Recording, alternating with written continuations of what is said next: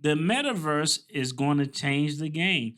What would you pay as a content creator, as somebody who's interested in their finances? If you are interested in music, what would you pay to attend a virtual meeting, sitting down at a table, listening to Warren Buffett talk, listening to Kanye West talk? I mean, just think about it. Whatever online course you could get from somebody who you interested in about the topic, what would you pay to know that I'm sitting next to Mark Cuban, Mark Zuckerberg, and Bob Johnson? I know these are their avatars, and I can sit here and talk to them and ask them anything. I'm not typing them. I'm sitting here looking at whatever. Their avatar could be a koala bear. But just that concept in and of itself is going to change the game.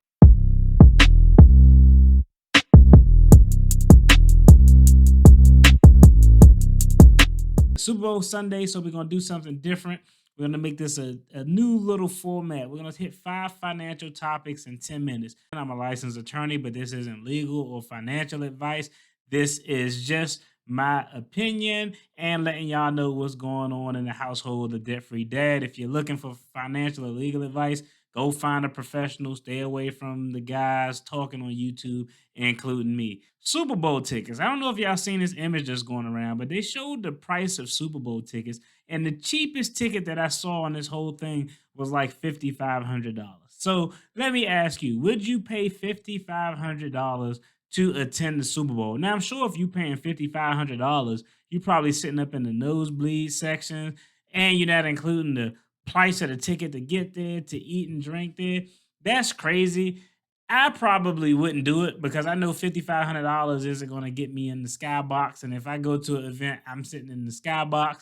So considering that $5,500 ain't going to cut it, I couldn't do it. About a guy who worked mad overtime to save up $6,000 so he could go to the Super Bowl, and he only had something like $50 for food and drink once he got there. That's crazy. If you can't afford to have a good time when you get there, you damn sure can't afford the ticket. That's like back, when I was a youngin in my early 20s, we would be like, oh, let's go to Miami, let's go to Vegas.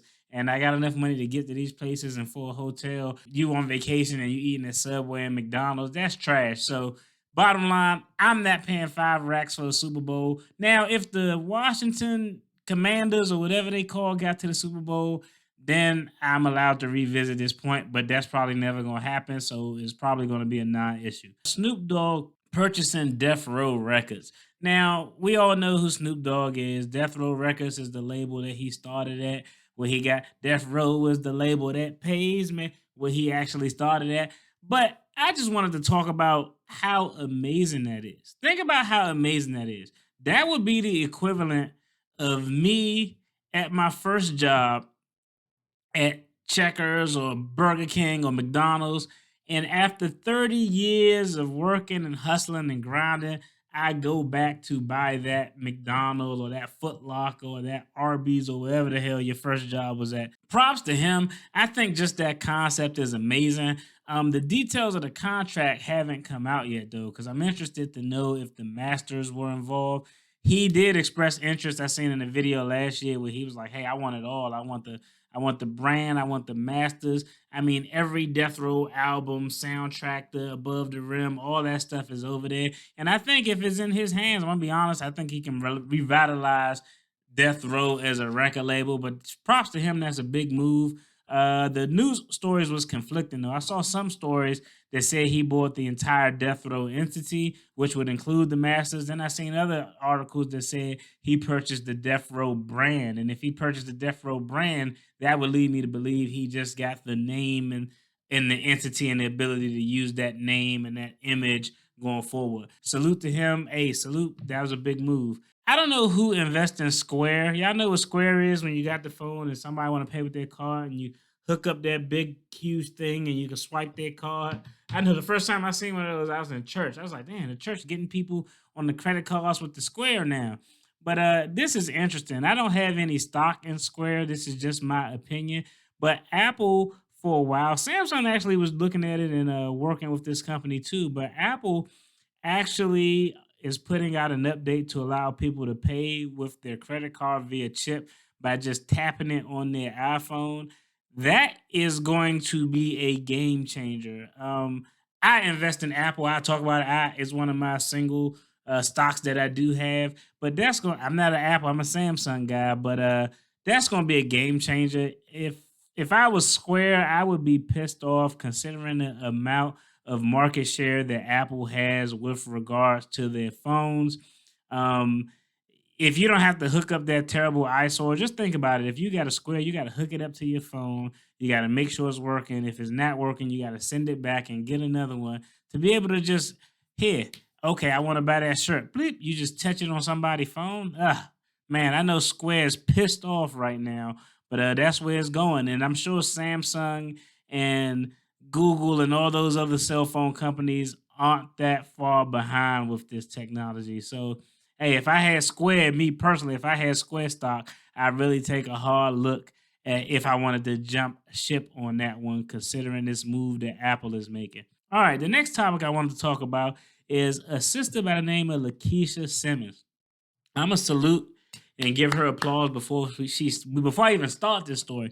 Lakeisha Simmons is 41 years old. She retired at 41 with $850,000 in investments in Tennessee. It was actually a great story. The short and quick of the story is she's a single mother. I think she's a single mother of two.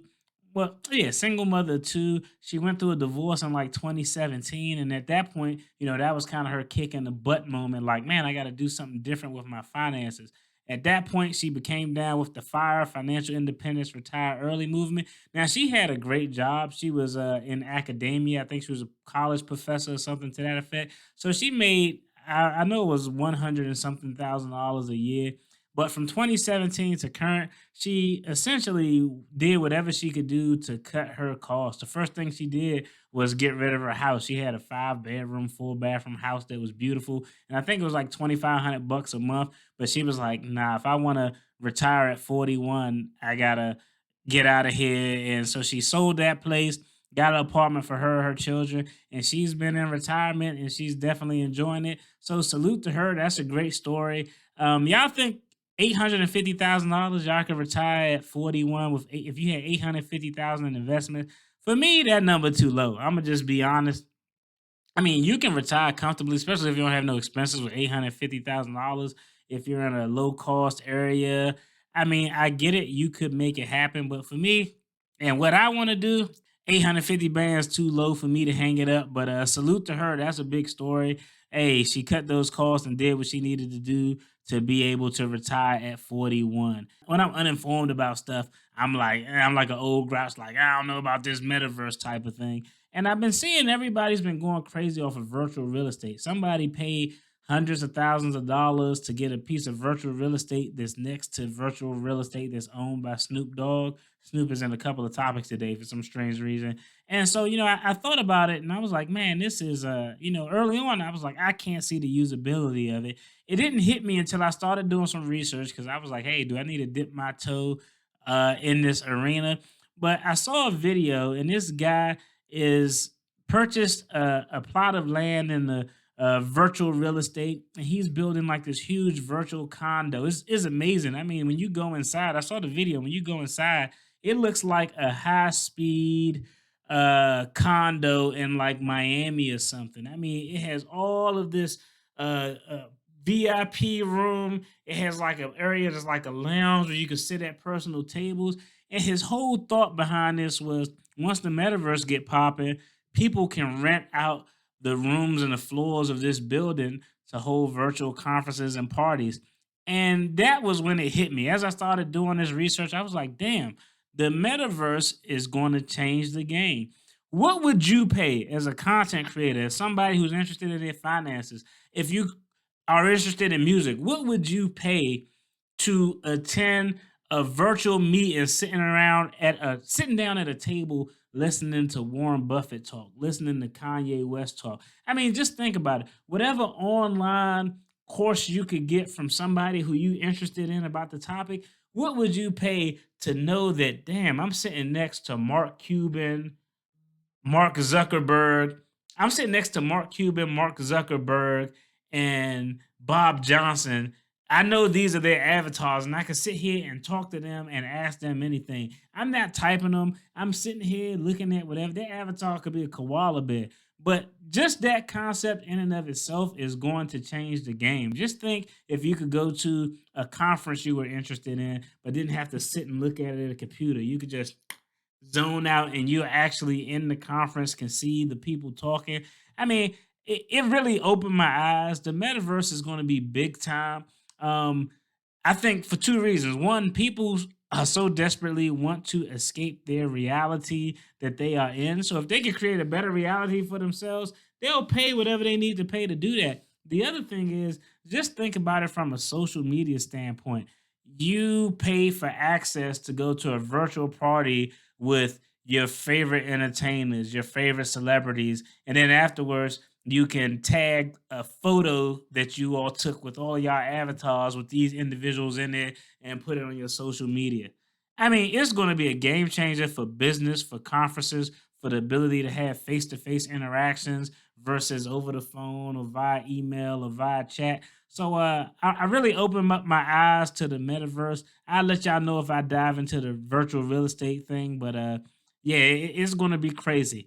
As always, let me know what y'all think about the topics in the comments. And if you're still tuned in, check out these videos on the screen for more content related to finances and following our financial freedom journey as we're paying off these annoying ass student loans. Take care. Peace.